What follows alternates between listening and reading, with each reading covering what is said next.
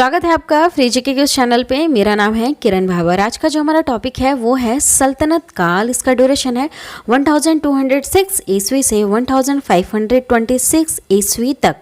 आज हम इसमें डिस्कस करेंगे विजयनगर साम्राज्य और बहमनी राज्य के बारे में। मैं सारी चीज़ें एक्सप्लेन करवाऊंगी, जितने भी इंपॉर्टेंट पॉइंट्स होते हैं आपके एग्जाम पॉइंट ऑफ व्यू से, उन सबको भी हम अच्छी तरह से डिस्कस करेंगे ताकि आपके सारे डाउट्स क्लियर हो जाएं।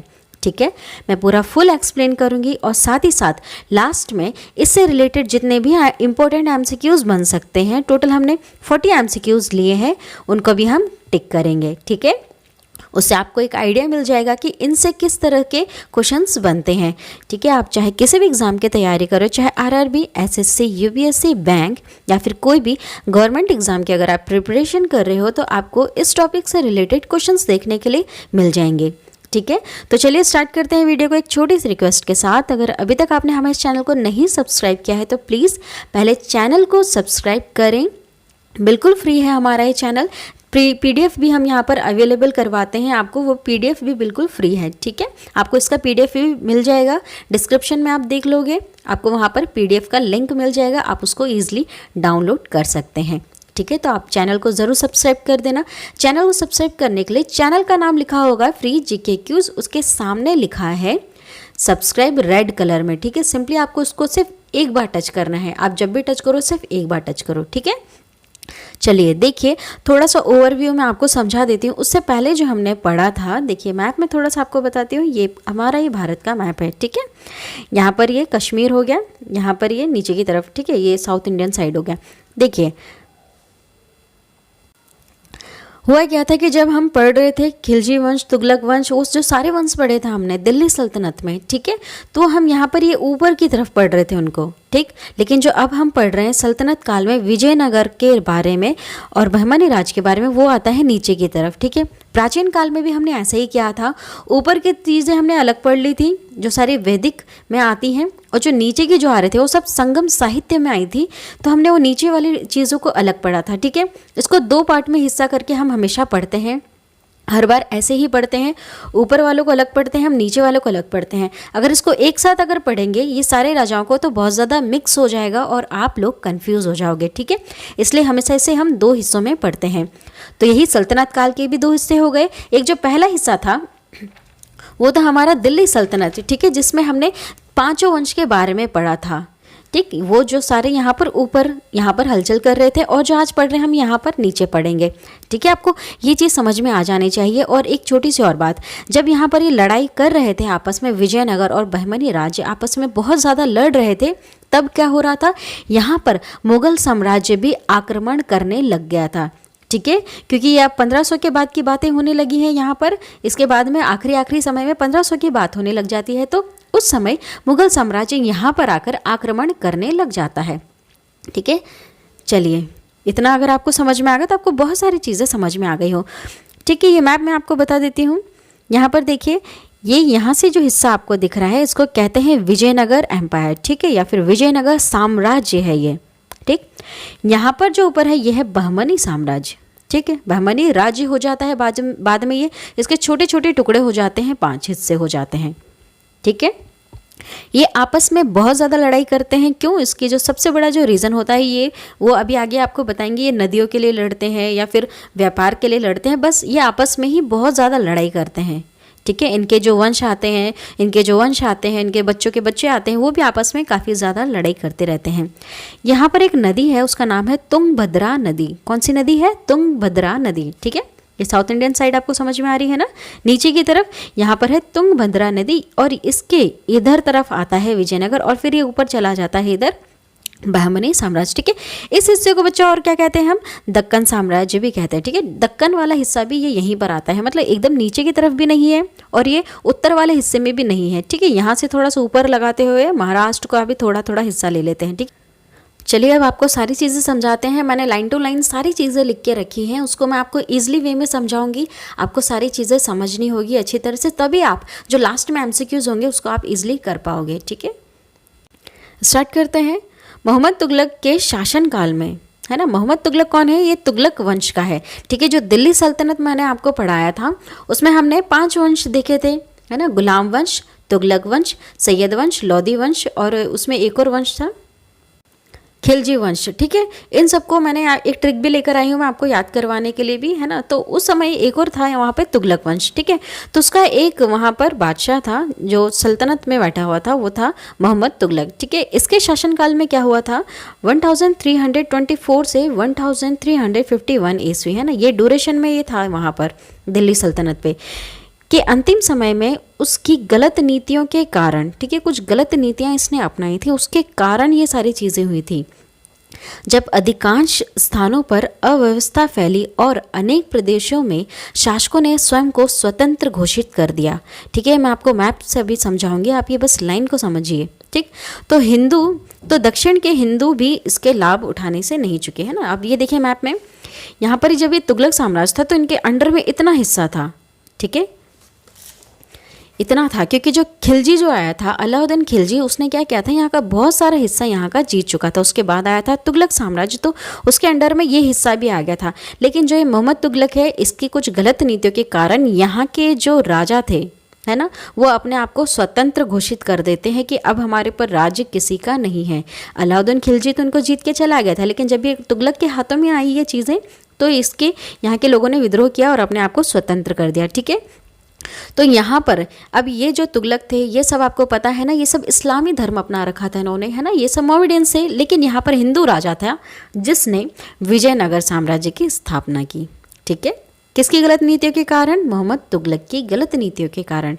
ठीक है, ये सब अपने आप को स्वतंत्र घोषित कर देते। स्वतंत्र मतलब क्या होता है कि पहले तो इसको कोई राजा जीत के चला जाता है इतने हिस्से को, है ना, जैसे कि खिलजी इसको जीत के चला गया था, खिलजी इनको हिस्से को जीत के चला गया था। लेकिन जैसे तुगलक आया तो इन लोगों ने विद्रोह कर दिया और कहा कि नहीं, अब इसको हमारे ऊपर वापस आक्रमण करके जीतना होगा, तभी हम इसके अधिकार में आएंगे, वरना नहीं आएंगे इसके अंडर में। ठीक है, ये चीज़ हो गया, मतलब स्वतंत्र करना अपने आप को। ठीक, उन्होंने विजयनगर साम्राज्य की स्थापना सन 1336 ईस्वी में 5 भाइयों हरिहर, कंपा प्रथम, बुक्का प्रथम, मारप्पा और मधुपा के परिवार के 2 सदस्यों हरिहर और बुक्का के नेतृत्व में की। ठीक है, ये जो हरिहर और ये बुक्का है, ये एक परिवार से थे जिनके ये 5 भाई हैं। ठीक है, इन 5 भाई में से सिर्फ 2 भाई, एक हरिहर और बुक्का, इन्होंने क्या किया, विजयनगर साम्राज्य की स्थापना की। कौन से सन में, 1336 ईस्वी में। इस सन को याद रखना, पूछा जाएगा, है ना। अगर सदी की बात करते तो ये आता है 14 सदी में। ठीक है, मैं सदी आपको बता चुकी हूँ। जैसे सन स्टार्ट करेंगे हम 0 से लेकर 100, ये 100 साल अगर हम ये गिनते हैं तो ये पहली सदी में आएगा। फिर 100 के बाद 200 अगर साल ये आ रहा है ना, तो ये आएगा दूसरी सदी में। ठीक है, तो अब यहाँ पर ये 1000 में ये चीज़ें चली गई हैं, तो ये 14 सदी में चला जाता है। ठीक है, आपको ये चीज़ समझ में आ गई। चलिए, विजयनगर साम्राज्य में गलीचा निर्माण के लिए प्रसिद्ध कालीकट था। गलीचा क्या होता है, कारपेट को कहते हैं। आपके घर के सामने जो बिछाया जाता है ना हॉल में, वो है होता है गलीचा, कारपेट। उसके लिए फेमस क्या था, कालीकट था। ठीक है, इस चीज़ को याद रखना, क्वेश्चन बनेगा आगे। वैदिक ग्रंथों के प्रसिद्ध भाष्यकार सायण, है ना, भाष्यकार सायण विजयनगर राज्य काल में सक्रिय थे। ठीक है, वैदिक ग्रंथों के प्रसिद्ध भाष्यकार है सायण, ये विजयनगर साम्राज्य के समय में बहुत ज़्यादा सक्रिय थे, विजयनगर के काल में। इस राज्य में 1336 ईस्वी से लेकर 1565 ईस्वी तक 4 राजवंशों ने राज किया होता है। ठीक है, इस काल में ये ड्यूरेशन थोड़ा सा याद रखना तो आपको थोड़ा समझ में आएगा। ठीक है, संगम वंश, सालू वंश, तुल्लव वंश और विडु वंश। ठीक है, ये 4 वंश होते हैं। ये जो संगम वंश होता है इसका ड्यूरेशन होता है 1336 ईस्वी से 1485 ईस्वी तक ये अपना वहाँ पर शासन करता है। सालू वंश जो आता है वो करते हैं 1485 से 1505 तक। ठीक, तुलु वंश 1491 से 1570 ईस्वी तक, और जो अरविडु वंश होता है वो 1542 से लेकर 1646 ईस्वी तक, है ना, शासन किया होता है। इनमें से प्रथम 2 राजवंश अर्थात संगम और साल्यू, ठीक है, जो पहले के जो 2 राजवंश हैं ये संयुक्त बहमनी साम्राज्य के समकालीन होते हैं। ठीक है, जो बहमनी अभी ये साम्राज्य आपको बताया ना, वो पूरा था, 5 हिस्सों में बंटने से पहले वो पूरा हुआ करता था। तो ये उस समय, वो पूरे के समय में ये 2 राजवंश चला करते थे, ठीक है, संगम और साल्यू, ठीक है। उसके समय में बहमनी साम्राज्य बिल्कुल संयुक्त था, मतलब पूरा हिस्सा था इसका। लेकिन तुलव और अरोड़ों के टाइम में ये 5 हिस्सों में बंट जाता है, ठीक है। तृतीय राजवंश तुलु बहमनी राज्य के विघटन के बाद बनी 5 मुस्लिम रियासतों में से होता है, ठीक है। ये जो तृतीय जो है अब वंश आता है, तुलु वंश, ये क्या होता है, बहमनी साम्राज्य 5 हिस्सों में बंट जाता है, ठीक है। और एक चीज़ याद रखना, विजयनगर जो साम्राज्य है ये हिंदू है, और बहमनी जो राज्य होता है ये मुसलमानों का राज्य होता है, ठीक है। इसलिए उसको दिल्ली सल्तनत का हिस्सा एक बताया जाता है कि दिल्ली सल्तनत तो ऊपर हो गया, लेकिन जो हिस्सा है बहमनी समाज का, इसके जो 5 ये जो बटेंगे अब हिस्से हैं ना, तो उसको क्या कहा जाता है, दक्कन सल्तनत भी कहा जाता है, ठीक है। उसको याद रखना, दक्कन सल्तनत भी कहा जाता है, ठीक है, क्योंकि ये दक्कन वाले हिस्से में हो गया। और सल्तनत मतलब कि यहाँ पर सुल्तान बैठे हैं, और सुल्तान वर्ड किसके लिए यूज़ करते हैं, इस्लाम धर्म में जो बैठते हैं उनके लिए, है ना। राजा वर्ड यूज़ करते हैं हमारे हिंदू में, ठीक है, इसको याद रखना। बिदर, बरार, बीजापुर, अहमदनगर और गोलकोंडा का समकालीन था, ठीक है। ये इतने हिस्सों में बढ़ जाता है। तो उस समय ये जो तृतीय राजवंश होता है तुलु, ये इन 5 हिस्सों में जब ये बट जाता है बहमनी समाज, उस समय ये होता है, ठीक है। ये चीज़ आपको समझ आ गई। देखिए अब शासक और इनके शासनकाल, ये जो विजयनगर जो साम्राज्य है इसमें जो कौन कौन से फेमस है उनके बारे में, और इनके जो बिल्कुल इंपॉर्टेंट पॉइंट्स हैं उनको ही हम समझेंगे। हरिहर प्रथम 1336 ईस्वी से 1356 ईस्वी तक इसका राज होता है।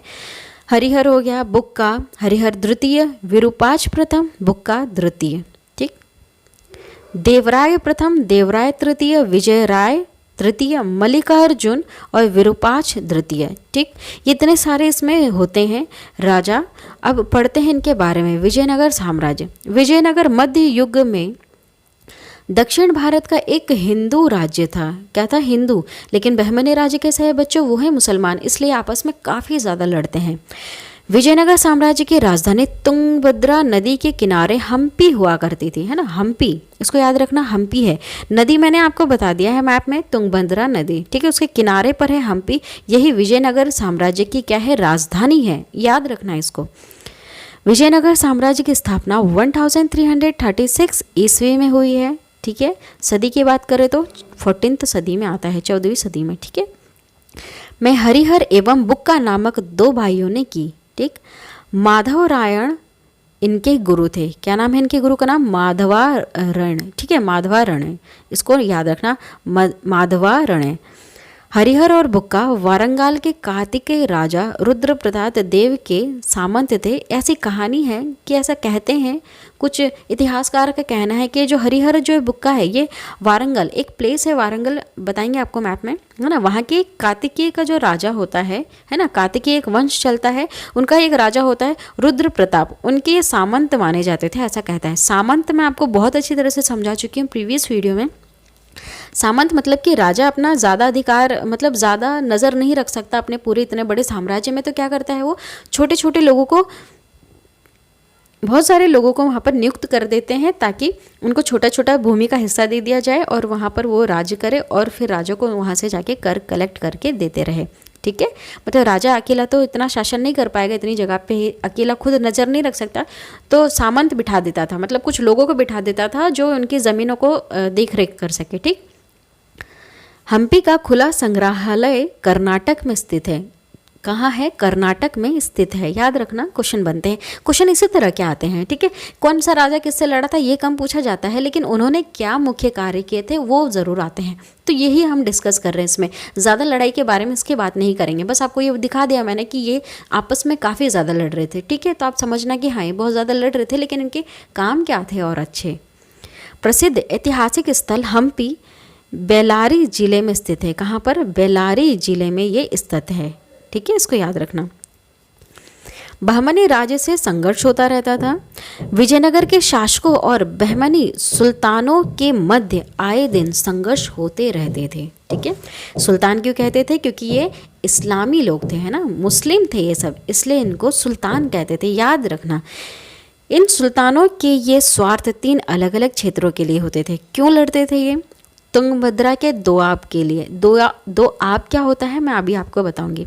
कृष्णा कावेरी घाटी के लिए लड़ते थे और मराठवाड़ा में टकराते थे। ठीक है, का मराठवाड़ा कृष्णा कावेरी घाटी के लिए और तुंगभद्रा के दोआब के लिए बहुत ज़्यादा लड़ते थे। क्या होता है देखो, तुंगभद्रा दोआब मतलब कृष्णा और तुंगभद्रा नदियों के बीच का प्रदेश। ठीक है, दो नदी है उसके बीच का जो हिस्सा है उसके लिए लड़ते थे।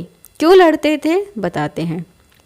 उत्तर भारत में गंगा और यमुना के बीच तथा दक्षिण भारत में कृष्णा और तुंगभद्रा के बीच का दोआब क्षेत्र सर्वाधिक उपजाऊ भूभाग्य माना जाता है। ये जो हिस्सा होता है ना, उत्तर भारत में कौन सा हिस्सा है, उत्तर भारत मतलब समझ रहे हो आप, ऊपर की तरफ मध्य प्रदेश से थोड़ा सा ऊपर है ना, वहाँ पर जो यमुना है गंगा है उनके बीच का जो हिस्सा है, और दक्षिण भारत में ये कृष्णा नदी और तुंगभद्रा नदी के जो बीच का हिस्सा है ये बहुत ही ज़्यादा उपजाऊ है। मतलब यहाँ पर कोई भी फसल बहुत ही अच्छी तरह से उगती है और बहुत ही ज़्यादा क्वांटिटी में उगती है। ठीक है, बहुत ज़्यादा उपजाऊ है, तो ज़्यादा जब खाने के लिए उगेगा तो ज़्यादा लोगों की नज़र उस पर पड़ेगी। ज़रा सीधी सी बात है, उसके लिए ज़्यादा लोग लड़ाई करना चाहेंगे। हर राजा सोचेगा कि उसके अंडर में आ जाए ताकि उसके प्रजा को भरपूर खाना मिल सके। समझ रहे हो आप, इसलिए ये लड़ाई करते थे इस चीज़ के लिए। इन क्षेत्रों पर अधिकार करने के लिए आप आसपास के राजा बराबर प्रयत्नशील रहते थे। ठीक है, जो भी वंश नया वंश आता, जो भी नए राजा उनके बच्चे के बच्चे आते वो उसी चीज़ के लिए लड़ते रहते, और कभी भी कोई के पास वो चीज़ हमेशा के लिए नहीं रहती थी क्योंकि वो मर जाता, उसके बाद कोई दूसरा अधिकार कर लेता वहाँ पर, है ना। इसलिए इनकी लड़ाइयाँ चलती रहती। पहले भी यह प्रदेश अपनी आर्थिक समृद्धि के कारण पश्चिमी चालुक्य और चोलों के बीच और बाद में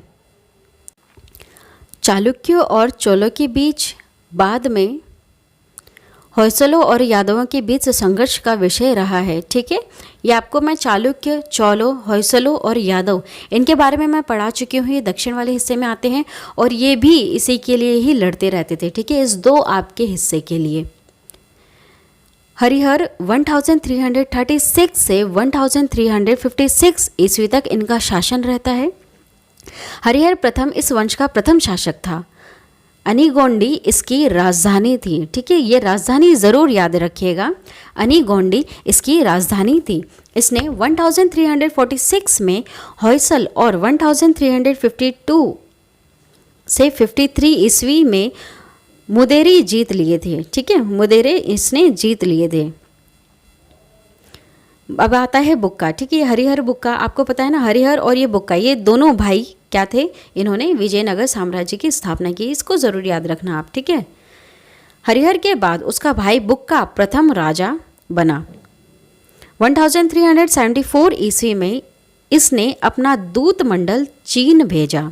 1377 ईस्वी तक मुदेरी की सल्तनत का अस्तित्व खत्म हो जाने पर विजयनगर साम्राज्य का प्रसार अब सारे दक्षिण भारत रामेश्वरम तक, जिसमें तमिल विचेर प्रदेश भी थे, हो गया था। ठीक है, अब क्या होता है कि जो मुदेरी जो प्लेस है, देखो इनकी लड़ाइयाँ कैसी चलती थी कि कभी कोई जैसे एक छोटी सी प्लेस ले लेते हैं मुदेरी। ठीक है, अगर यहाँ पर विजयनगर साम्राज्य एक बार इस मुदेरी पे अधिकार कर लेता, उसके बाद बहमनी वाला राजा कभी आता है तो उस पर अधिकार कर लेता है। मतलब इनकी लड़ाइयाँ इस तरह से चलती रहती, ख़त्म होने का नाम ही नहीं लेती, है ना। तो क्या होता है, एक समय आता है बुक्का के टाइम में कि जब ये विजयनगर जो साम्राज्य था इसका प्रसार बहुत ज़्यादा फैल चुका था। ठीक है, बहुत ज़्यादा, पूरा मतलब तमिल प्रदेश पूरी तरह से आ चुका था इसके अंडर में। बुक्का प्रथम ने वैध मार्ग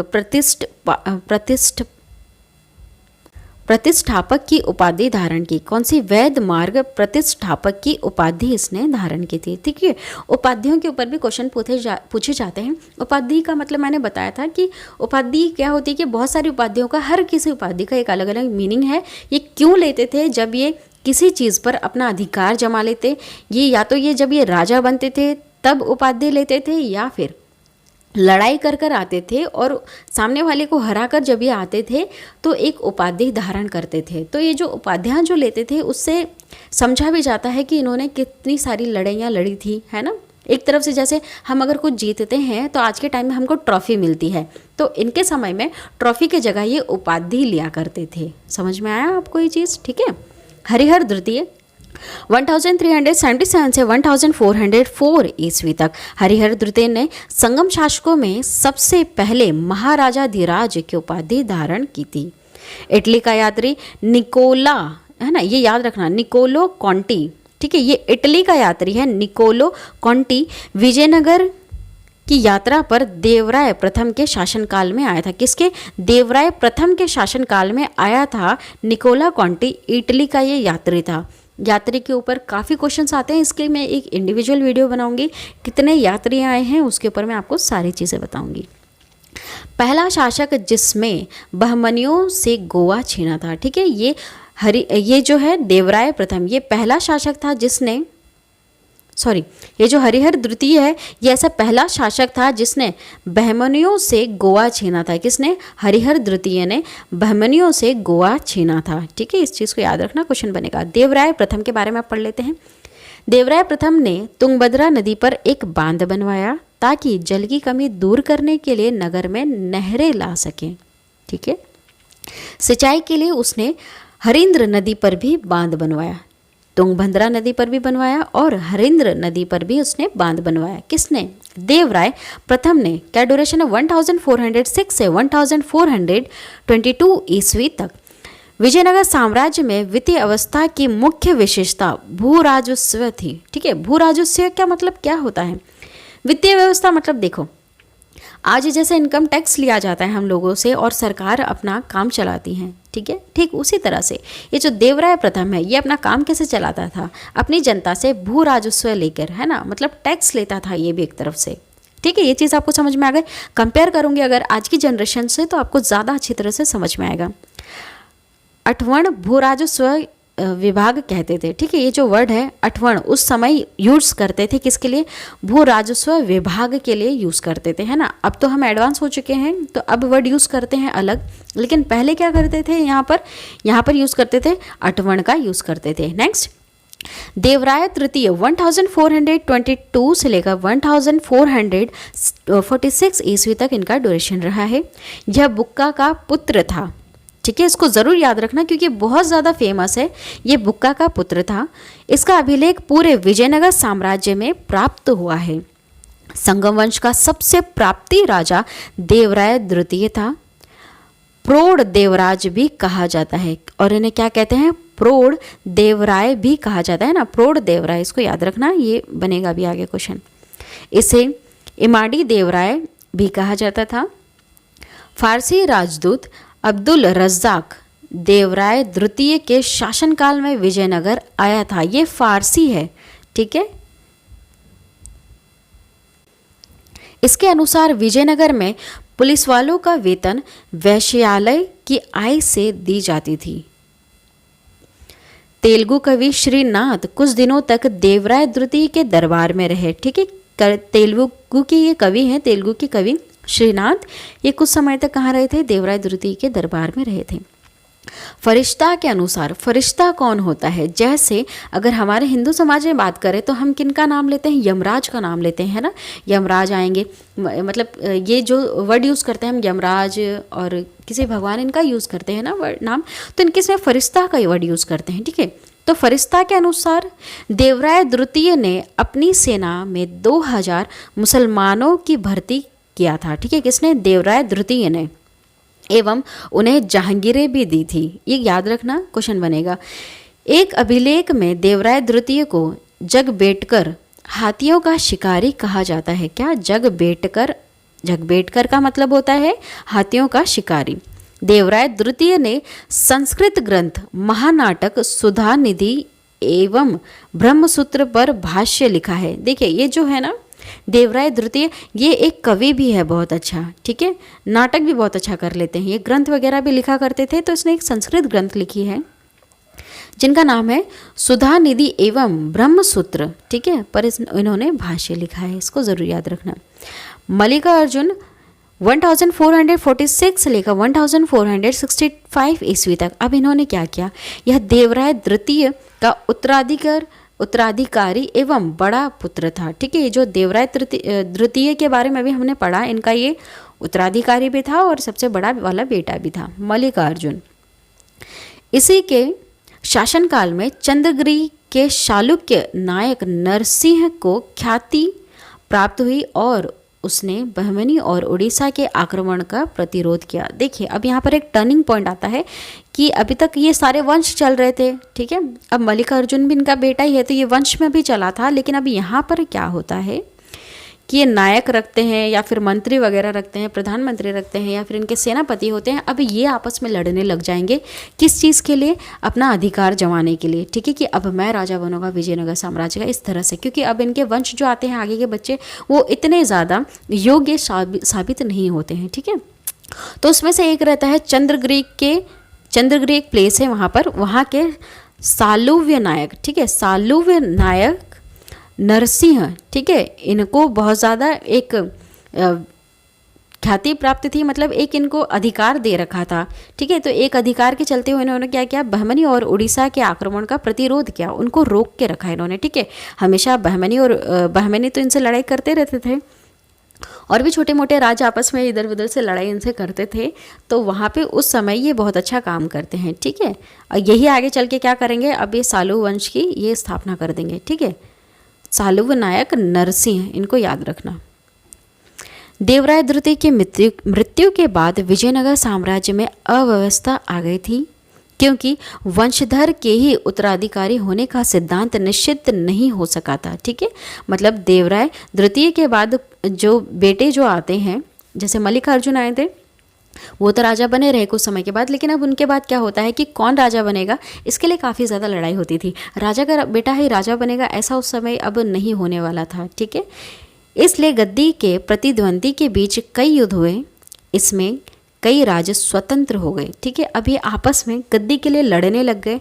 तो जब यही आपस में लड़ने लग गए तो इन्होंने जो भी हिस्सा जीत रखा था देवराय द्वितीय ने, है ना, जो ये बुक्का के समय में इतना बड़ा जो इसने साम्राज्य बना लिया था विजयनगर साम्राज्य, अब धीरे धीरे वहाँ के जो छोटे छोटे राज्य थे वो स्वतंत्र होने लग गए थे, ठीक है। अब समझ रहे हो आप कि अब विजयनगर का पतन होने वाला है, ठीक है। धीरे धीरे अब ये खत्म होने लग गए थे।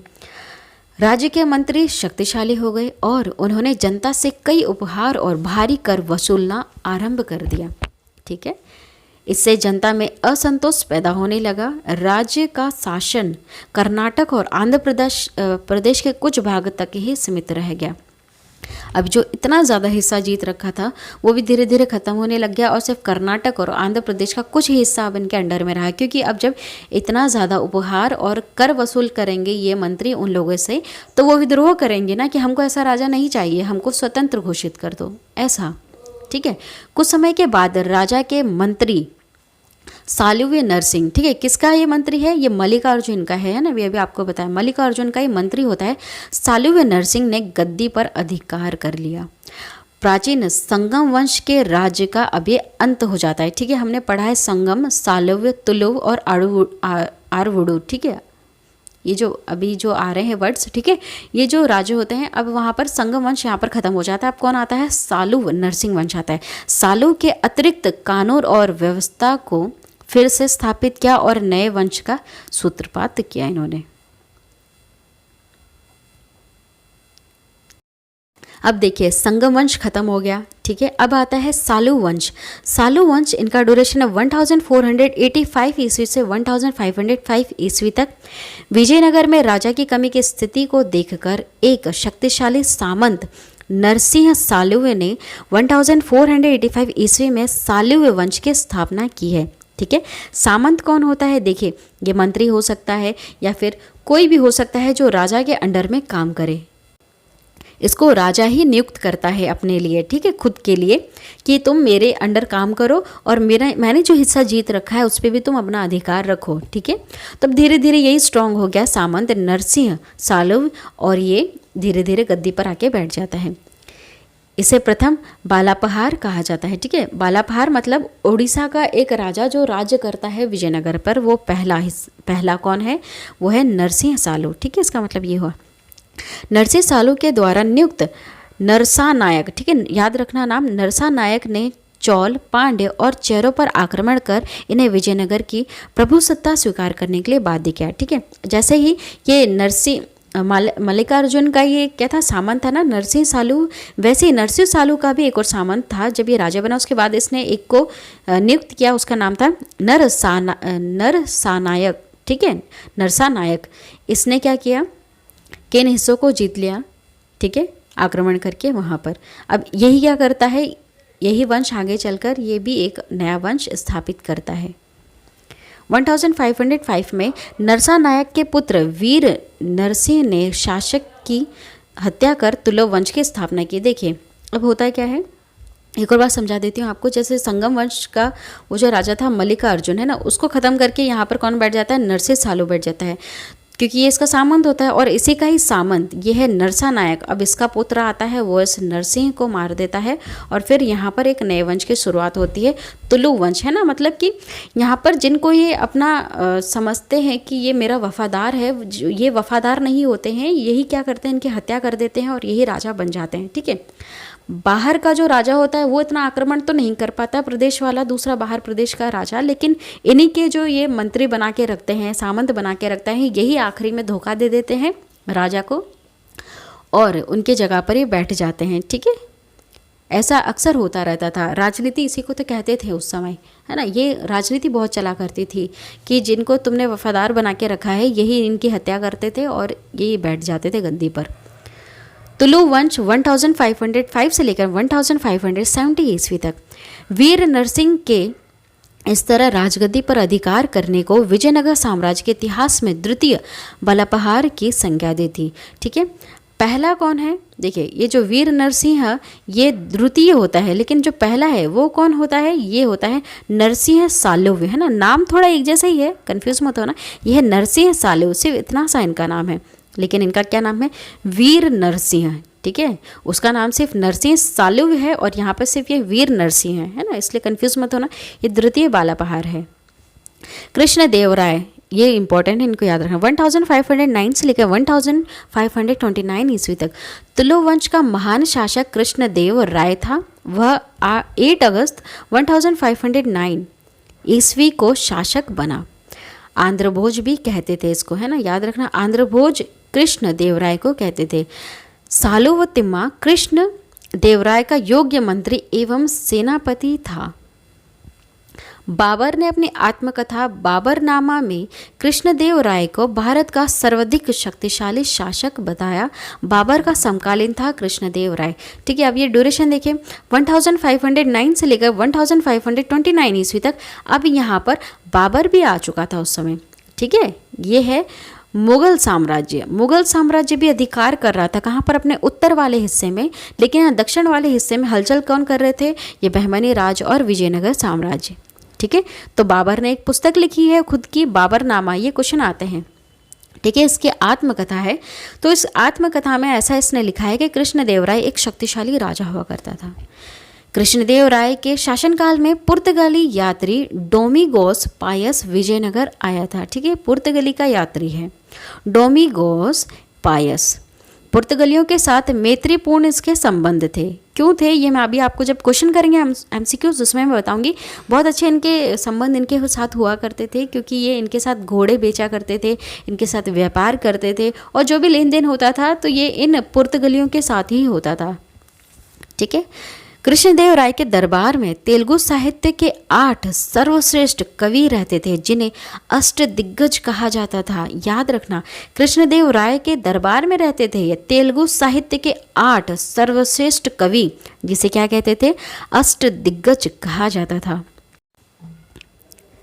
ये इनके 8 तमिल कवि हैं। इनके नाम थोड़े से टिपिकल हैं क्योंकि ये तमिल कवि होते हैं, है ना। तो इनके नाम देखिए क्या है। पहला नाम है Allasani Peddana, second Nandi Timmana, third Dhurjati, fourth Madayagari Mallana, fifth Ayyalaraju Ramabhadrudu, sixth Pingali Surana, seventh Ramaraja Bhushanudu, eighth Pandit Tenali Ramakrishna. ठीक है, इनके नाम थोड़ी इस तरह से। तो ये जो पंडित तेनाली रामकृष्णा है, इनके बारे में ज़रूर आपने सुना होगा बचपन में। उसके शासनकाल में तेलुगु साहित्य का क्लासिक युग कहा जाता है। कृष्णदेव राय ने तेलुगु में अमुक्त माल्याद एवं संस्कृत में जामवती कल्याणम की रचना की है। ठीक है, तेलुगु में कौन सी रचना की है उन्होंने? आमुक्त माल्याद। ठीक है, इसको याद रखना। और संस्कृत में जामवती कल्याणम की इसने रचना की है। पांडुरंग महासंयम की रचना तेनाली रामकृष्ण ने की है। हम्पी, तिरुवनमलई, चिंदरम, श्रीरंग, तिरुपति आदि मंदिर के सामने की ओर बने रायगोपुरम का निर्माता कृष्णदेव राय है। ठीक है, इनके सामने जो बना हुआ है रायगोपुरम, इनका निर्माता कौन है? कृष्णदेव राय। याद रखना, बने क्वेश्चन। नागलपुर नामक नए नगर हजारा एवं विठलवा स्वामी मंदिर का निर्माण कृष्णदेव राय ने करवाया था। ठीक है, विठल स्वामी मंदिर का निर्माण किसने कराया है? कृष्णदेव राय ने करवाया है। कृष्णदेव राय की मृत्यु 1529 ईस्वी में हो गई थी। कृष्णदेव राय ने आंध्र भोज, अभिनय भोज, आंध्र पितामह आदि उपाधि धारण की थी। तिलु वंश का अंतिम शासक सदाशिव था। कौन था? सदाशिव था। देखिए, अच्युत देव राय, इनका ड्यूरेशन 1529 और 1542 ईस्वी तक है ना। अब कुछ खास लोग नहीं आते हैं, छोटे मोटे ही आते हैं। यह कृष्णदेव राय का नामजद उत्तराधिकारी था। नूनीज कुछ समय इसके दरबार में भी रहा है। सदाशिव कौन है? इनका ड्यूरेशन 1542 से लेकर 1570 ईस्वी तक रहा है। इसके शासन की वास्तविक शक्ति आरवीडू वंशीय मंत्री रामराय के हाथों में होती है। ठीक है, ये सदाशिव तो होता है, लेकिन इसकी शक्ति असल में किसके हाथ में होती है? आरवीडू वंशीय मंत्री रामराय के हाथों में। ठीक है, अब जो तुलु वंश है उनके बाद कौन आता है? आरवीडू वंश आता है। तो जो सदाशिव जो होता है, इसकी असली शक्ति इसके हाथ में होती है। इसने सेना में बहुत सारे मुसलमानों को नियुक्त की थी। इसी के काल में तालीकोटा का युद्ध 23 जनवरी 1565 ईस्वी में हुआ। ठीक है, ये तालीकोटा का जो युद्ध है बहुत ज़्यादा फेमस है, इसको याद ज़रूर रखना। पूरा विजयनगर साम्राज्य इसी के ऊपर टिका हुआ था। तालीकोटा का युद्ध है ना, डेट याद रखिएगा, 23 जनवरी 1565 ईस्वी में हुआ था।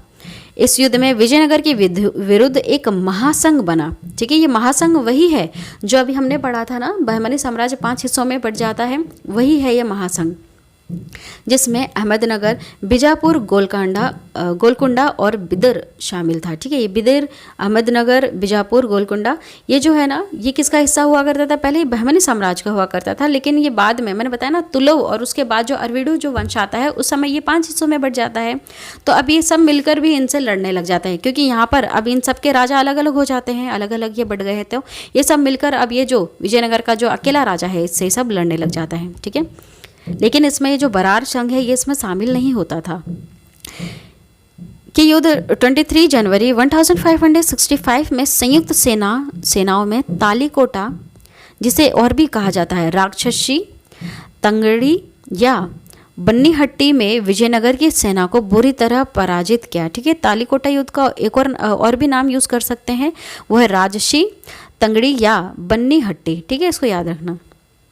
देखिए मैप में है ना, मैंने बताया पहले ये पूरा एक हुआ करता था बहमनी साम्राज्य, और ये विजयनगर तो एक रहा ही था हमेशा। धीरे धीरे इसका सिर्फ कुछ हिस्सा यहाँ पर आंध्र प्रदेश, कुछ हिस्सा कर्नाटक, सिर्फ इतना ही इसके पास बच जाता है ना। लेकिन ये जो बहमनी साम्राज्य जितना बड़ा होता है, धीरे धीरे 5 हिस्सों में टूट जाता है। जब ये 5 हिस्सों में टूटता है तो इनके खुद के भी एक अलग अलग राजा होते हैं, सुल्तान एक अलग अलग होता है। अब ये सब पाँचों मिलकर किससे लड़ने लग जाते हैं? ये अकेले विजयनगर के साथ लड़ते हैं। ठीक है, चलिए देखिए, अगर बात करते हैं कि आज ये कहाँ हिस्सा आता है, तो यहाँ देखिए कर्नाटक है, ये इधर आंध्र प्रदेश है, ये तमिलनाडु है ना। देखिए आंध्र प्रदेश में कौन सा हिस्सा आ रहा है? ये आंध्र प्रदेश में, ये आपको यहाँ पे दिख रहा है, यहाँ पर ये गोलकोंडा, ये है ना बिरार, ये बिदार, ये थोड़ा सा ये हिस्सा भी इसमें आता है। ठीक है, यहाँ आंध्र प्रदेश में, यही कर्नाटक हो गया, यहाँ पर तमिलनाडु, केरला, अगर आज का हिस्सा देखें तो ये सब हिस्सा इसके अंडर में आता है। नेक्स्ट, 70 वर्षीय रामराय वीरतापूर्वक लड़ा, किंतु उसे घेरकर मार डाला गया। ठीक है, ये जो रामराय है ये 70 साल का था, ये बहुत अच्छी तरह से लड़ा, लेकिन इस बेचारे को मार दिया। इस युद्ध का वर्णन यूरोपीय यात्री सेवेल ने अपनी पुस्तक विजयनगर अ फॉरगॉटन एम्पायर में किया था। ठीक है, एक यात्री है, यूरोप का यात्री, इनका नाम है सेवेलने, है ना। इन्होंने एक पुस्तक लिखी थी विजयनगर के ऊपर, अ फॉरगॉटन एम्पायर। इसमें इन्होंने इसका वर्णन किया है कि रामराय कोई राजा था, ये वीरतापूर्वक इन 5 से लड़ा था और इनको घेर के सबने मार डाला। आरवीडू वंश है ना। 1570 से लेकर 1652 ईस्वी तक इनका चला है। तालीकोटा के युद्ध के बाद रामराय के भाई तिरुमाल ने वेनगोंडा पेणुगोंडा को विजयनगर के स्थान पर राजधानी बनाया। ठीक है, विजयनगर की इसने अब राजधानी बना दी। देखिए विजयनगर की राजधानी क्या थी सबसे पहले, वो थी हम्पी, इसको याद रखना। ठीक है, 1570 ईस्वी में उसने तुलव वंश के अंतिम शासक सदाशिव को अपदस्थ करके अरविडु वंश की स्थापना की। ठीक है, सदाशिव को हटा दिया और खुद बैठ गया और अब यहाँ पे अरविडु वंश आ गया। 1612 ईस्वी में राजा अडयार ने उसकी वेंकट द्वितीय की अनुमति लेकर श्रीरंगपट्टनम की सूबेदारी को नष्ट करने पर मैसूर राज्य की स्थापना की। ठीक है, देखिए अब यहाँ पर इनकी लड़ाई चलती रही, तब यहाँ पर श्रीरंगपट्टनम की इसने सूबेदारी खत्म कर दी और मैसूर राज्य की इसने यहाँ पर स्थापना कर दी। ठीक है, किसकी परमिशन लेकर, वेंकट द्वितीय के परमिशन लेकर। ठीक है, यहाँ पर अब एक और राजा चल रहा था उस समय। श्रीरंग द्वितीय विजयनगर का अंतिम शासक रहा है। इसके साथ ही महान विजयनगर साम्राज्य का पतन हो जाता है। ठीक है, अब ये यहाँ पर ख़त्म हो जाता है और विजयनगर एक छोटा सा राज्य बनकर रह जाता है। ठीक है, श्रीरंग तृतीय के समय में। अब देखिए विजयनगर साम्राज्य में आने वाले विदेश यात्री, है ना, ये क्वेश्चन पूछे जाते हैं कौन से किसके समय में आया था, तो इसको याद रखना। निकोला कॉन्टी आया था, ये इटली देश का था, 1420 ईस्वी में आया था और ये देवराय प्रथम के शासनकाल में आया था। अब्दुल रज़्ज़ाक ईरान का था, 1442 ईस्वी में आया था और देवराय द्वितीय के शासनकाल में आया था। नुन्नीज पुर्तगाली है, 1450 ईस्वी में मल्लिका अर्जुन के दरबार में आया था। डोमिन स्पेस पुर्तगाली है, 1515 ईस्वी में कृष्ण देवराय के दरबार में आया था। बारबोसा रूस का है, 1570 ईस्वी में कृष्ण देवराय के शासनकाल में आया था। अब बहमनी सल्तनत के बारे में पढ़ते हैं। ठीक है, पूरा विजयनगर आपको समझाता है, जितने भी वो जो इंपॉर्टेंट पॉइंट्स थे वो मैंने आपको समझा दिया, उसी से क्वेश्चन बनते हैं। ठीक है, इनकी लड़ाई में अगर हम ज़्यादा घुसेंगे तो फिर ये बहुत ज़्यादा डीप हो जाएगा, बहुत ज़्यादा समझाने में बहुत ज़्यादा टाइम लग जाएगा। लड़ाई तो अक्सर चलती रह रही थी, लेकिन क्या इन्होंने अच्छा काम किया था जिसके ऊपर क्वेश्चन बन सकते हैं, क्या इंपॉर्टेंट थे इनके पॉइंट्स, वो सब मैंने आपसे डिस्कस कर दिए। ठीक है, बस आप ये समझ लीजिए कि आपस में लड़ रहे थे, इनके जो बच्चे आए वो भी लड़ने लग गए, इनके फिर जो और बच्चे आए वो भी आपस में लड़ने लग गए। ठीक है, बहमनी सल्तनत 1317 से लेकर 1518 ईस्वी तक। देखिए ड्यूरेशन से आप समझ गए, जब ये विजयनगर साम्राज्य की स्थापना हुई थी 1336 में हुई थी ना, तो वहाँ से लेकर ये देखिए इनका भी शासनकाल आगे पीछे है, वहाँ से लेकर ये अब तक ये हमेशा तक लड़ते ही रहे थे। दक्कन का एक इस्लामी राज्य था ये। ठीक है, विजयनगर हिंदू था लेकिन ये बहमनी क्या था, इस्लामी राज्य था। एक ये वजह भी हो सकती है इनके आपस में लड़ने की। इसकी स्थापना 3 अगस्त 1347 को एक तुर्क अफगान सूबेदार अलाउद्दीन बहमन शाह ने की थी। ठीक है, तुर्क अफगान है, सूबेदार आपको पता है, सूबेदार सेनापति है ना, ये इनको कहते हैं। ठीक है, तो उसने इसकी स्थापना की थी। इसका प्रतिद्वंदी हिंदू विजयनगर साम्राज्य था। 1518 में इसका विघटन हो गया। ठीक है, 1518 में इसका विघटन हो जाता है और ये छोटे छोटे हिस्से में बट जाता है। ठीक है, ये आपको बार बार बता रही हूँ, वापस बता रही हूँ, ये छोटे छोटे हिस्सों में बट गया। विजयनगर वैसा का वैसा ही रहा। ठीक है, ये कभी भी हिस्सों में नहीं बटा। नेक्स्ट, गोलकोंडा, बीजापुर, बिदर, बिरार और अहमदनगर के राज्यों में उदय हो गया। इन पांचों को सम्मिलित रूप से दक्कन सल्तनत कहा जाता है। क्या कहते हैं इसको, दक्कन सल्तनत कहते हैं। और दक्षिण सल्तनत किसे कहते हैं, ये जो अपने मैप में, इंडिया के मैप में, इंडिया का अगर मैप हम देखते हैं, ठीक है, तो इंडिया के मैप में जो ऊपर वाला हिस्सा आता है, दिल्ली में जो बैठे थे, है ना, 5 वंश बैठे थे, वो सब आते हैं। ये जो वंश थे, 5 वंश कौन से थे, ये गुलाम, खिलजी, तुगलक, सैयद, लोदी। ठीक है, वो दिल्ली सल्तनत ऊपर कहलाती थी, लेकिन यहाँ नीचे जो दक्कन सल्तनत कहलाता था, दक्कन सल्तनत, ये 5 का कहलाता था। ठीक है, बहमनी वंश के प्रमुख शासक महमूद शाह प्रथम, अलाउद्दीन महमूद शाह, दाऊद प्रथम, मोहम्मद शाह तृतीय, ताज उद्दीन फिरोज। ठीक है, इनका ड्यूरेशन आप देख लीजिए, है ना, ये इन्होंने कुछ कुछ समय तक किया था, मतलब एक तरफ से देख लिया जाए तो 1358 से लेकर 1422 ईस्वी तक यहाँ पर इनका है ना। अभी देखिए, शहाबुद्दीन अहमद प्रथम, अलाउद्दीन मोहम्मद, सुल्तान सुआउद्दीन मोहम्मद, ठीक है, ये 1482 ईस्वी तक, मतलब ज़्यादा समय तक इन्होंने राज नहीं किया, ठीक है, मुश्किल से 100 साल 1.5 साल तक ही इन्होंने राज किया, ठीक है। मोहम्मद बिन तुगलक के शासनकाल में 1347 ईस्वी में हसन गंगू ने बहमनी राज की स्थापना की, ठीक है। देखिए, मोहम्मद बिन तुगलक के समय में ही, है ना, इसकी कुछ गलती की वजह से विजयनगर भी बन गया और इधर बहमनी साम्राज्य बन गया, और बन तो गया, आपस में वो भी लड़ते रहे, ठीक है। किसने की थी? हसन गंगू ने की थी। वह अलाउद्दीन हसन बहमन शाह के नाम से सिंहासन पर बैठा और गुलबर्गा को अपनी राजधानी बनाया। बहमनी साम्राज्य की क्या है राजधानी? वो है गुलबर्गा। और ये जो हसन गंगू है, इसका पूरा नाम क्या है? अलाउद्दीन हसन बहमन शाह, ठीक है, इसको याद रखना। इसकी राजधानी, राजभाषा मराठी थी। क्या थी? मराठी इसकी राजभाषा थी। इसने अपने साम्राज्य को 4 प्रांतों में, ये प्रांत अलग है और राज्य अलग होता है, ठीक है। अब ये 4 प्रांत में बांट देता है, गुलबर्गा, दौलताबाद, बरार और बिदर, ठीक है। प्रांत में इसने बांट दिया। प्रांत किसे कहते हैं? एक छोटा सा हिस्सा ही होता है जो थोड़ा सा स्वतंत्र होता है, जिसपे मतलब ज़्यादा अधिकार नहीं करता राजा, हाँ जीत के ज़रूर रखता है, पता है, इतना ज़्यादा उन लोगों को टॉर्चर नहीं करता, है ना। इसकी मृत्यु 11 फरवरी 1358 ईस्वी को हो गई। अलाउद्दीन हसन के पश्चात उसका पुत्र मोहम्मद शाह प्रथम सुल्तान बनता है। इसके काल में ही सबसे पहले बारूद का प्रयोग बुक्का के विरुद्ध हुआ, ठीक है। देखिए, बुक्का के विरुद्ध ये लड़ाई कर रहा था, है ना। अब आप समझ रहे हो ना, ये सब वंश उधर तो चल रहा था, इधर से भी इनसे लड़ रहे थे, तो बुक्का के इसके लड़ाई में इसने बारूद का प्रयोग किया था सबसे पहले। भीमा नदी के तट पर फिरोजाबाद की स्थापना ताज उद्दीन फिरोज ने की। बीजापुर का गोल गुंबज मोहम्मद आदिल शाह ने बनाया था, ठीक। किसने? मोहम्मद आदिल शाह ने बनाया था गोल गुंबज। कहाँ पर? बीजापुर में। चार मीनार स्थित है हैदराबाद में। कहाँ है चार मीनार? ये है हैदराबाद में। फिरोज खोलगी को प्रोत्साहन देता था और उसने दौलताबाद के पास एक वेधशाला बनाई थी। वेधशाला और खोलगी पता है ना आपको, मतलब जो चांद तारे देख सकते हैं उनकी दूरी पता करना, चांद कैसे रोटेट करता है, तारा कैसे रोटेट करता है, उस स्टडी को जो करता है उसको खगोलकी कहते हैं। और वेधशाला जहाँ पर इन चीज़ों के बारे में पता कर सके, है ना, बड़े बड़े मिरर लगे होते हैं वहाँ से, जिसमें देख सके कि तारा कैसे दिखता है ना, वो सब चीज़ें सब। फरिश्ता के अनुसार फिरोज फारसी, अरबी और तुर्की के अतिरिक्त तेलुगु, कन्नड़ और मराठी भाषा का भी ज्ञाता था। कौन? फिरोज, ठीक है। इसको बहुत सारी लैंग्वेज आती थी। शिहाबुद्दीन अहमद प्रथम ने अपनी राजधानी गुलबर्गा से हटाकर बिदिर में स्थापित कर दी। इसने बिदिर का नया नाम मोहम्मदाबाद रख दिया, ठीक है। बिदिर पहले नाम था, उसका नाम हटा के इसने क्या कर दिया? मोहम्मदाबाद नाम रख दिया। मोहम्मद तृतीय के शासनकाल में ख्वाजा जहां की उपाधि से मोहम्मद गवा ईरानी को प्रधानमंत्री नियुक्त किया जाता है। मोहम्मद तृतीय के आदेश पर 1482 में 70 वर्ष की अवस्था में मोहम्मद गवा को फांसी दे दी जाती है।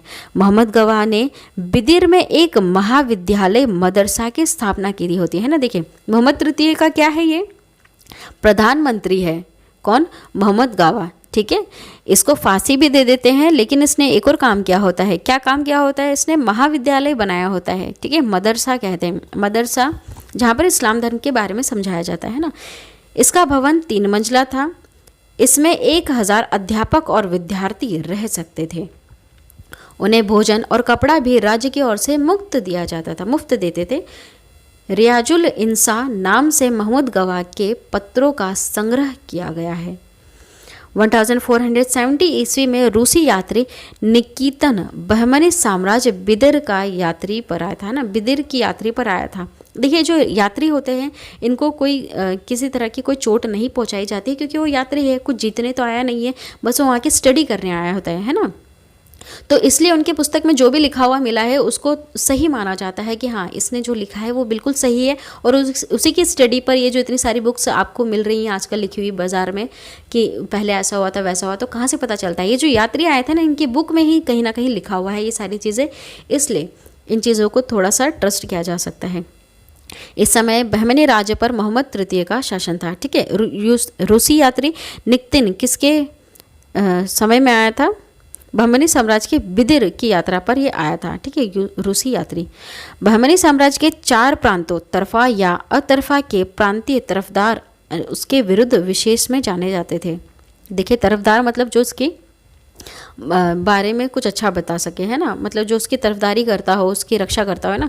तो दौलताबाद का तरफदार कौन था? वो था मसनद ए आली। बरार का था मजलिस ए आली। बिदिर का था आज़ाम ए हुमायूं एवं गुलबर्गा का था मालिक नयाब। बीजापुर का था गुलबर्गा तराफ इससे महत्वपूर्ण में शामिल था, ठीक है, सबसे महत्वपूर्ण में शामिल था। ये जो बीजापुर का जो गुलबर्गा था का तरफ था, है ना, गुलबर्गा का तरफ कौन है? मालिक नयाब। ये सबसे ज़्यादा महत्वपूर्ण था। कलीम अल्लाह बहमनी वंश का अंतिम शासक था। इसकी मृत्यु के समय बहमनी राज्य 5 स्वतंत्र राज्यों में बढ़ गया, ठीक है। पहले प्रांत में था, उसके बाद तो सीधे ये राज्यों में ही बढ़ जाता था। प्रांत में क्या होता है कि ये किसी न किसी राजा के, ये जो इनका सल्तनत, जो एक इनका जो सुल्तान है उसके अंडर में है ये सब। लेकिन ये जब प्रांत टूटकर राज्य में बदल गया तो अब ये जितने भी राज्य हैं उनके अंडर भी एक अकेला कोई ना कोई इनका संस्थापक है, ठीक है, कोई ना कोई उन पे राज कर रहा है अकेला। इस स्वतंत्र राज्यों से संबंधित विवरण इस प्रकार है। देखिए किन किन हिस्सों में बचा। बेरार, कहीं पर बरार लिखा हुआ है। बिदिर, अहमदनगर, गोलकोंडा, बीजापुर, ठीक है। बेरार के संस्थापक अवधि जो है वो है 1483 से 1573 ईस्वी में, है ना। ये इसी समय में हुए, ज़्यादा टाइम आसपास की बात नहीं है, ठीक है। इनका ड्यूरेशन ये संस्थापक है फतुल्ला, कहीं पर आपको दूसरा नाम भी देखने के लिए मिल जाएगा। वंश है इमाद शाही, जो वंश अब चलता है वो इमाद शाही वंश के अंडर आता है। बिदिर कासिम बरिद बिरिद शाही। अहमदनगर मलिक शाह, और ये इनका वंश है निज़ाम। गोलकुंडा राज हो गया, संस्थापक हो गया कुआली कुतुब, और वंश है कुतुब शाही, ठीक है। बीजापुर राज्य, इसका संस्थापक है यूसुफ आदिल शाह, और वंश है आदिल शाही, है ना। ये इनके वंश है, ये इनके संस्थापक का नाम है और इनके द्वारा ये वंश चलता है, ठीक है। चांद बीवी, इनके ऊपर क्वेश्चन आते हैं। ये कोई फेमस लेडी है, ठीक है, कौन है चलिए जानते हैं इनके बारे में।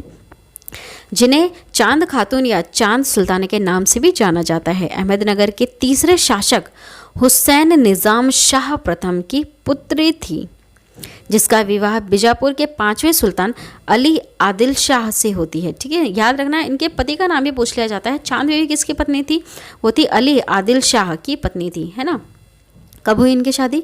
1557 से लेकर 80 ईस्वी के साथ हुई थी, ठीक है, इनके बीच में इनकी शादी हुई थी। 1580 ईस्वी में पति की मृत्यु हो जाने पर वह अपने नाबालिग बेटे इब्राहिम आदिल शाह द्वितीय बीजापुर के 5वें सुल्तान होते हैं, है ना, की अभिभाविका बनती है, ठीक है। पति तो मर जाते हैं लेकिन जो इनका बेटा होता है ये 5वां सुल्तान होता है और ये इनकी अभिभाविका बनती है ना, मतलब अब इनकी संरक्षण करेगी है, ठीक है, इनके अंडर में ही इनका पालन पोषण होगा। बीजापुर का प्रशासन मंत्रियों के द्वारा चलाया जाता रहा। अब जब ये बच्चा इतना ज़्यादा छोटा है तो ये तो नहीं कंट्रोल कर सकता इतने बड़े राज्य को, तो ये जो मंत्री थे यही अब इनका शासन चलाते हैं और यही मंत्री धीरे धीरे लड़ाई कर करके अब यहाँ पर ये बैठ जाते हैं गद्दी पर, ठीक है, कौन से? बीजापुर के गद्दी पर, ठीक है। अक्सर क्या होता है कि सामंत बैठ जाते हैं गद्दी पे, तो कभी मंत्री बैठ जाते हैं गद्दी पर, मतलब जो भी वफादार होता है ना वही अक्सर गद्दी पर आकर बैठ जाता है उनकी हत्या करके। 1584 ईस्वी में चांद बीवी बीजापुर से अपनी जन्मभूमि अहमदनगर चली गई और फिर कभी बीजापुर नहीं आई। 1593 ईस्वी में मुगल बादशाह अकबर की फौजों ने अहमदनगर राज्य पर आक्रमण किया, ठीक है। यहाँ पर मुगल जो होते हैं, आपको पता है मुगल, जब हम अभी आगे पढ़ेंगे तो जो मुगल साम्राज्य उसके बारे में थोड़ा बहुत अगर आपने सुना हो तो धीरे धीरे क्या करते हैं, पूरे भारत पर अपना राज्य फैलाने लगते हैं, ठीक है।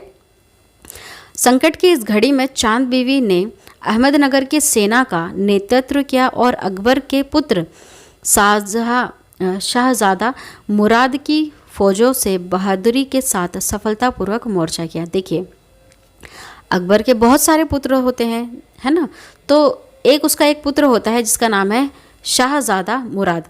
इसकी फौज के साथ ये बहादुरी के साथ लड़ती है। कौन? चांद बीवी, इसलिए इनका नाम इतना ज़्यादा लिया जाता है, ठीक है।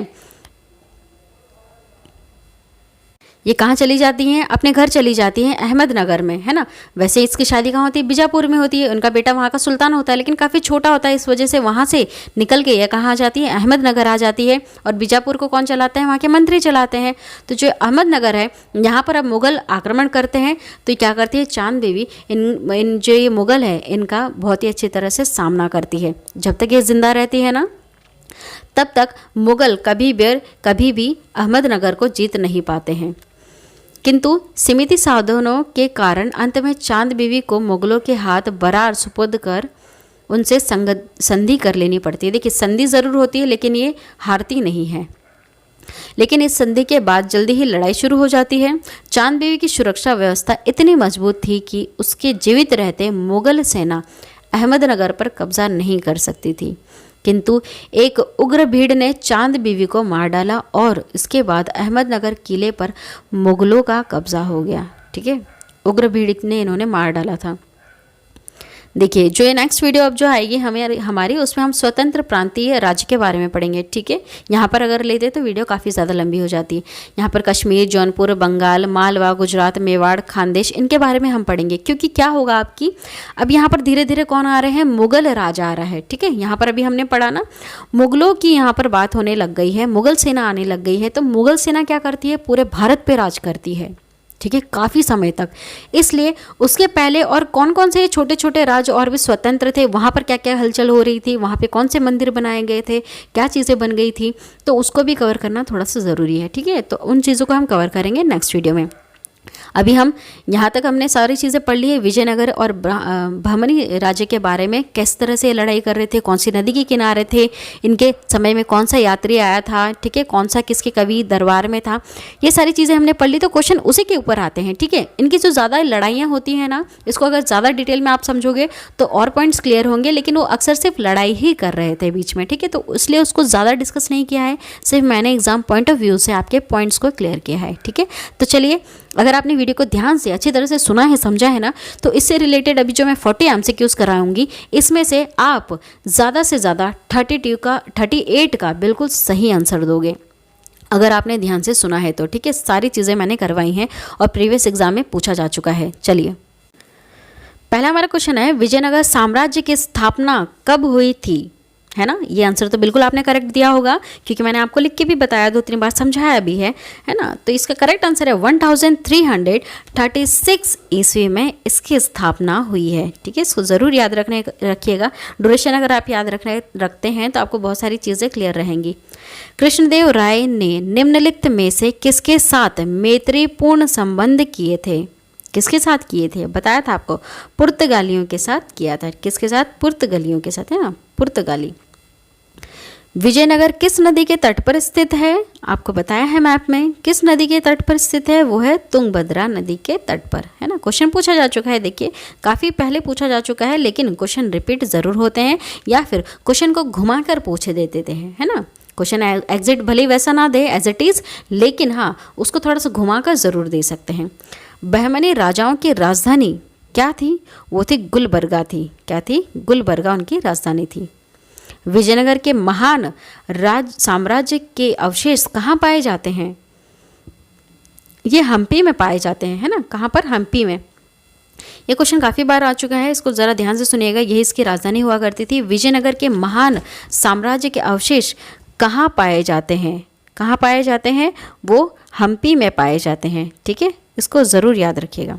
चलिए नेक्स्ट क्वेश्चन, विजयनगर का प्रथम शासक कौन था जिसने पुर्तगालियों के साथ संधि की थी?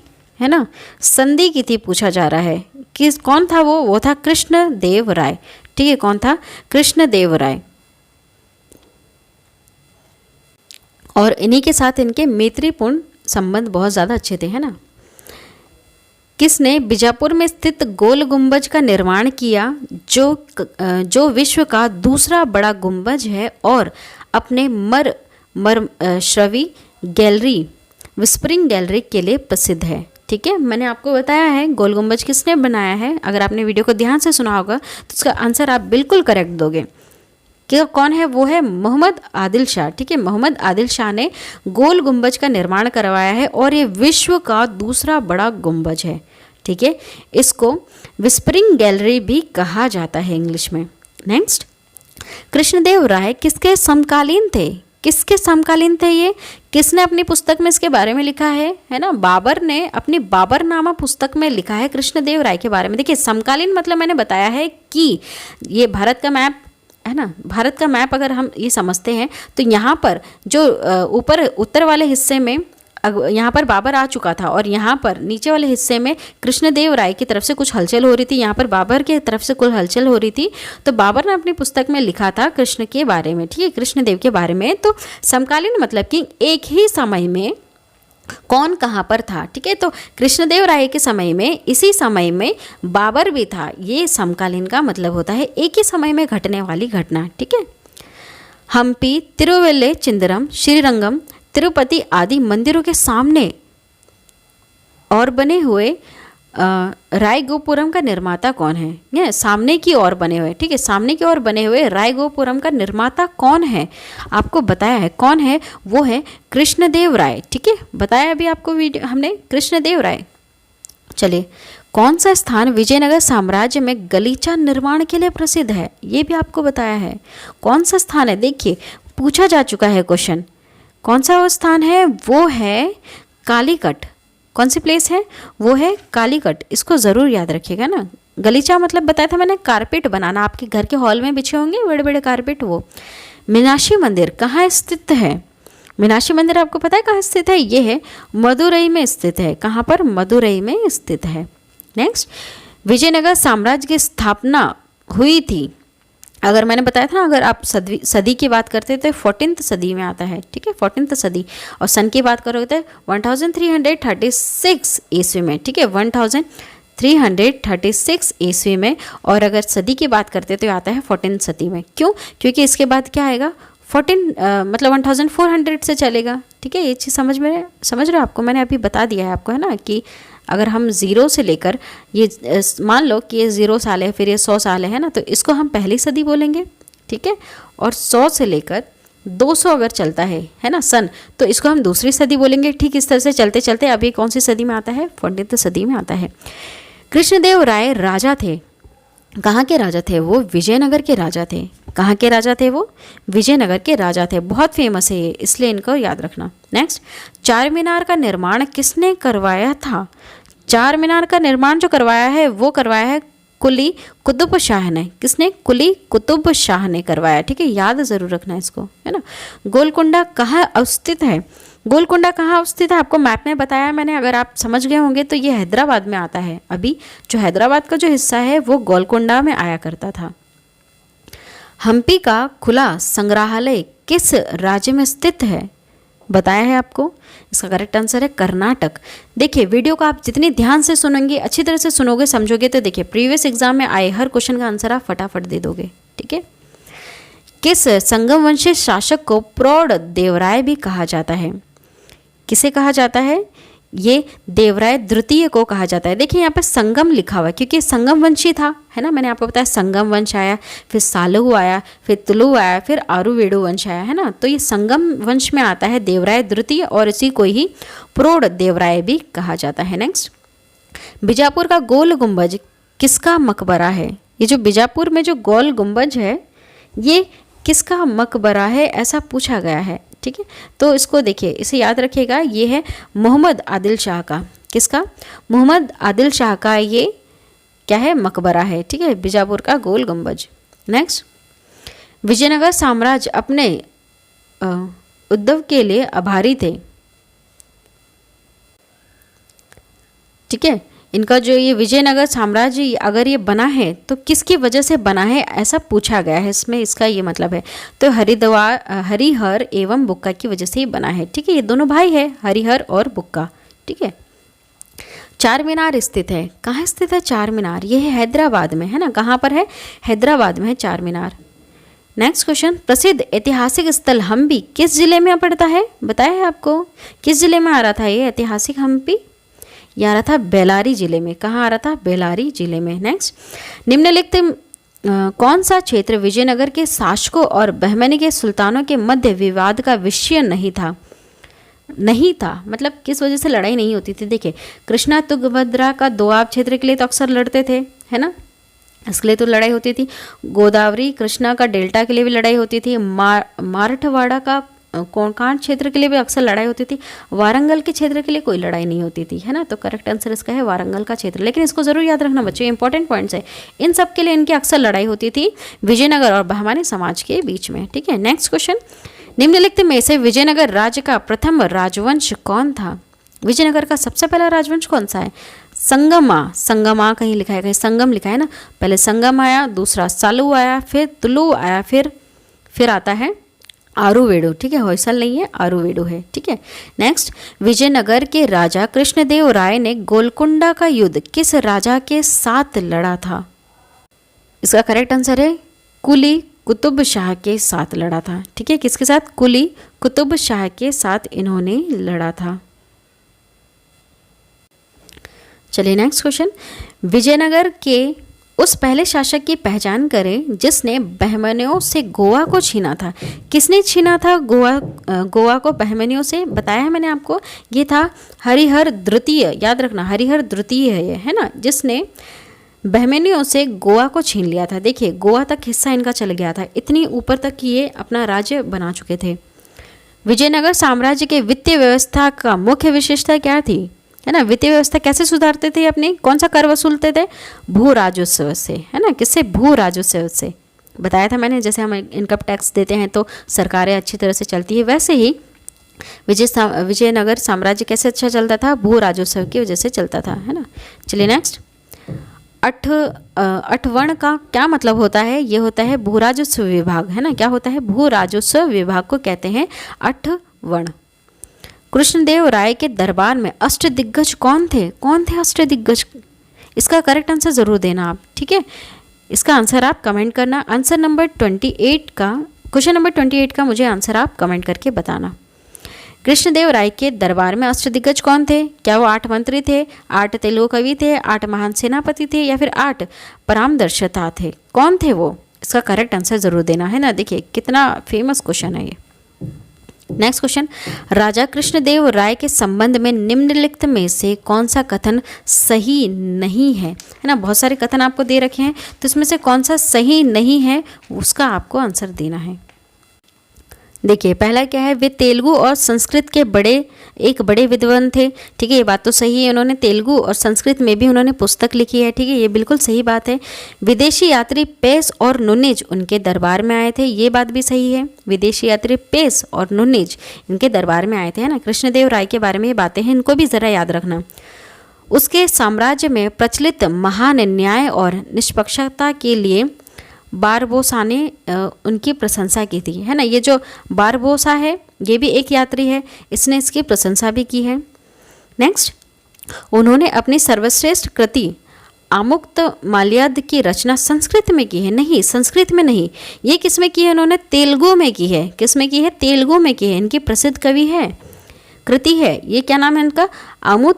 आमुक्त माल्याद, ठीक है। इन्होंने 2 बुक लिखी है, संस्कृत में भी लिखी है, पुस्तक में भी लिखी है, ठीक है, रचना की है इसने। लेकिन ये जो लिखी गई है ये तेलुगु में लिखी गई है, ठीक है। तो इसका करेक्ट आंसर क्या है? डी, मतलब डी वाला गलत है। बाकी मतलब डी वाला आंसर इसका सही होगा। इन्होंने ये सारी चीज़ें की हैं कृष्णदेव राय ने, ये वाला चीज़ इसके लिए गलत है। नेक्स्ट, कृष्णदेव राय ने निम्नलिखित में से किसका निर्माण नहीं करवाया? किसका निर्माण नहीं करवाया? उन्होंने मीनाक्षी मंदिर का निर्माण नहीं करवाया है, ठीक है। लेकिन कृष्णदेव राय ने कृष्णा स्वामी मंदिर, विठल स्वामी मंदिर, हजार राम स्वामी मंदिर की इन्होंने निर्माण कराया, ठीक है। इसको याद रखना, कृष्णा स्वामी, विठल स्वामी, हजार रामा स्वामी मंदिर का इन्होंने निर्माण करवाया, मीनाक्षी मंदिर का निर्माण इन्होंने नहीं करवाया। नेक्स्ट, अपनी मथुरा विजय या वीर कंपाराज चरित कृति में अपने पति के विजय अभियानों का वर्णन करने वाली कवित्री कौन थी? अपने पति के बारे में देखिए, इनकी जो पुस्तकें हैं वो है मधुरा विजय और वीर कंपराज चरित, है ना। 2 पुस्तकें हैं, उसमें किसने अपने पति के विजय अभियानों का वर्णन किया है? कौन ऐसी इसमें से लेखिका है जिसने अपने पति के बारे में लिखा हुआ है? कौन है? तो वो है गंगा देवी। कौन है? इसका करेक्ट आंसर क्या है? इसका करेक्ट आंसर है गंगा देवी। नेक्स्ट क्वेश्चन, बहमनी राज की स्थापना की थी, किसने की थी बहमनी राज की स्थापना? बताइए, आपको इसका आंसर पता है? वो है अलाउद्दीन हसन बहमन शाह। अलाउद्दीन हसन बहमन शाह है ना, इसने की है। इसका रियल नाम क्या था? हसन गंगू। देखिए, जो सल्तनत काल के जो राजा हुआ करते, सल्तनत काल में जो हुआ करते थे सुल्तान, है ना, वो क्या करते थे, जो भी इस्लामी है ना, ये इस्लाम वाले जो भी सुल्तान थे, ये क्या करते थे, इनका रियल नेम कुछ और होता था, लेकिन जब ये गद्दी पर बैठते तो ये अपना नाम बदल कर बैठते। ठीक है, तो रियल नेम क्या है? हसन गंगू, और नाम बदल के क्या बैठे थे? अलाउद्दीन हसन बहमन शाह के नाम से ये बैठते हैं गद्दी पर। वैदिक ग्रंथों के प्रसिद्ध भाष्यकार सायण निम्नलिखित में से किस एक काल में सक्रिय रहे हैं? है ना, सबसे पहले ही आपको बताया मैंने, ये वैदिक ग्रंथों के प्रसिद्ध भाष्यकार होते हैं सायण। ये किस काल में बहुत ज़्यादा सक्रिय थे? ये विजयनगर राज्यकाल में बहुत ज़्यादा सक्रिय थे। नेक्स्ट, 1565 ईस्वी में कौन सा प्रसिद्ध युद्ध हुआ था? कौन सा प्रसिद्ध युद्ध हुआ था? तालीकोटा का युद्ध हुआ था। इसको ज़रूर याद रखिएगा, है ना। 23 जनवरी, क्या डेट है? 23 जनवरी को ये 1565 ईस्वी में तालीकोटा का युद्ध हुआ था। नेक्स्ट, कृष्णदेव राय का राजकवि इसमें से कौन है? कौन है इसमें से राजकवि? सबसे फेमस कौन है? वो है तेनाली रामकृष्ण। कौन है? तेनाली रामकृष्ण, है ना, और ये फेमस भी है बहुत ज़्यादा। नेक्स्ट क्वेश्चन, कृष्णदेव राय ने अमुक्तमाल्यद काव्य की रचना किस भाषा में की है? किस भाषा में की है? ये तेलुगु भाषा में की है। इन्होंने संस्कृत भाषा में भी एक और रचना की है, लेकिन ये जो अमुक्तमाल्यद है ये तेलुगु भाषा में की है। ठीक है, इसमें से किसे आंध्रभोज भी कहा जाता है? किसे कहा जाता है आंध्रभोज? वो कृष्णदेव राय को कहा जाता है। ठीक है, किसे? कृष्णदेव राय को कहा जाता है। नेक्स्ट क्वेश्चन, प्रसिद्ध विजय विट्ठल मंदिर जिसके 56 तशित स्तंभ संगीतमय स्वर निकालते हैं, कहाँ अवस्थित है? देखिए, जो विट्ठल मंदिर है ये विष्णु भगवान को अर्पित होता है। किसके लिए होता है? ये विष्णु रूप के लिए अर्पित होता है ना, विष्णु रूप है इसमें। तो ये कहाँ पर अवस्थित है? जहाँ पर ये 56 तशित स्तंभ संगीतमय स्वर निकालते हैं, यह है हम्पी में। कहाँ पर है? हम्पी में, ज़रूर याद रखना। लास्ट क्वेश्चन, ये आपको दे रखा है विजयनगर साम्राज्य के बारे में निम्नलिखित कथनों पर विचार कीजिए। ठीक है, यहाँ पर 3 कथन दे रखे हैं और पूछा गया है कि कथनों में से कौन सा सही है। ठीक है, ये पूछा है। तो पहला क्या दे रखा है?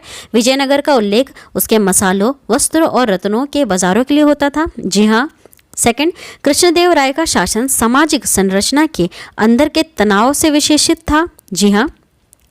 लास्ट, अमरनायक सैन्य कमांडर होते थे जिन्हें राजाओं के द्वारा शासनार्थ क्षेत्र दिए जाते थे। हाँ जी, ये बिल्कुल सही बात है। विजयनगर के साम्राज्य में ये चीज़ें ज़रूर होती थी, है ना। वापस से सुन लो इसको, मसालों, वस्त्र और रत्नों के बाजार वहाँ पर होते थे। ठीक है, ये चीज़ बिल्कुल सही है, इसको ज़रा ध्यान रखना है। ठीक है, और कृष्णदेव राय के शासन में सामाजिक संरचना के अंदर तनाव बहुत हो रहा था। ठीक है, अमरनायक सैन्य कमांडर हुआ करते थे। ठीक है, सैन्य कमांडर कौन होते थे? अमरनायक हुआ करते थे जिन्हें राजाओं के द्वारा शासनार्थ क्षेत्र दिए जाते थे। मतलब राजाओं को जहाँ पर हिस्सा था, ये मतलब सैन्य कमांडर ठीक वैसे ही जैसे सेनापति होते हैं, सामंत होते हैं, मंत्री होते हैं, ठीक उसी तरह से इनका भी एक हिस्सा कुछ होता था जिस पर ये अपना अधिकार जमाए रखते थे। ठीक है, तो ये तीनों बिल्कुल सही है। तो इसका करेक्ट आंसर क्या होगा? डी वाला, है ना। 1, 2, 3 ये तीनों बिल्कुल सही है ना, 2010 में पूछा जा चुका है। यहाँ तक हमने सारी चीज़ें कवर कर ली हैं विजयनगर और बहमनी राज्य के बारे में। ठीक है, जितने भी उसके इंपॉर्टेंट पॉइंट्स थे मैंने सारे क्लियर करवा दिए हैं, जो आपके एग्जाम पॉइंट ऑफ व्यू से बहुत ज़्यादा इंपॉर्टेंट है। अगर आपको वीडियो पसंद आती है तो प्लीज़ वीडियो को लाइक कीजिए, हमारे इस चैनल को ज़रूर सब्सक्राइब कीजिए। ठीक है, शेयर करना बिल्कुल मत भूलना। चलिए, जब तक के लिए थैंक यू।